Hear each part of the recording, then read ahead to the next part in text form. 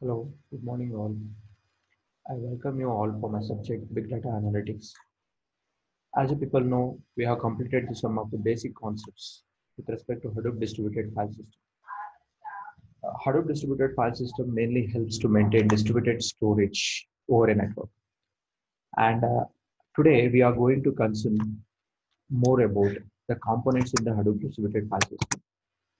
As you people know, a Hadoop distributed file system consists of mainly two components. One is called as a name node and one more is called as a data node. What is this name node and what is this data node? Name node is called as a master node, which is going to help to keep track about the metadata. As you people know, metadata is nothing but a data over a data. With respect to metadata, whenever we say metadata, it is going to have consist of the file name, the size of the file, and location of the file. So these are the basic concern with respect to that of metadata. That is nothing but going to hold such information is going to hold by name node.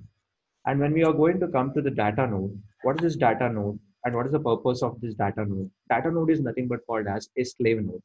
Means whenever a master is going to instruct anything that is going to be instructed to the slave node.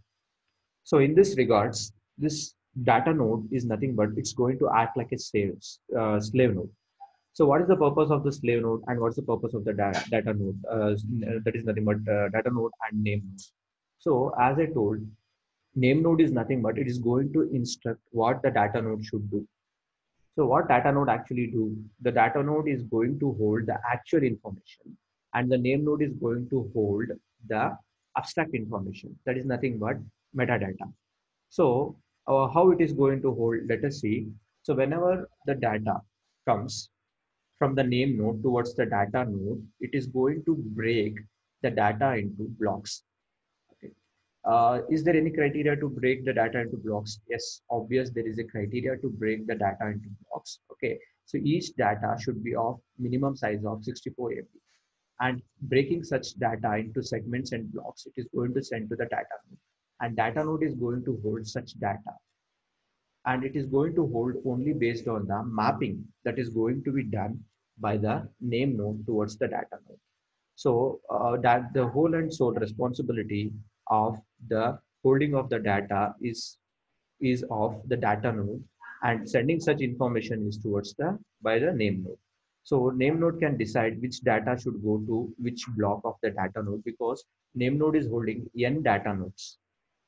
Okay. So people can see here, so this is a name node, this is a data node, and whenever a name node sends a request to a data node, it is going to accept because a name node is a master node and data node is a slave node, and it's going to hold all the blocks here. For example, if I'm sending a block one is going to be stored in data node one, like for example like this, and block two is going to be stored in data node two, and like this, it's keep on storing all the data, and even the name node is whole and sole responsible to decide whether the block one is going to survive or not in the upcoming days. And even it is going to decide which to be replicated.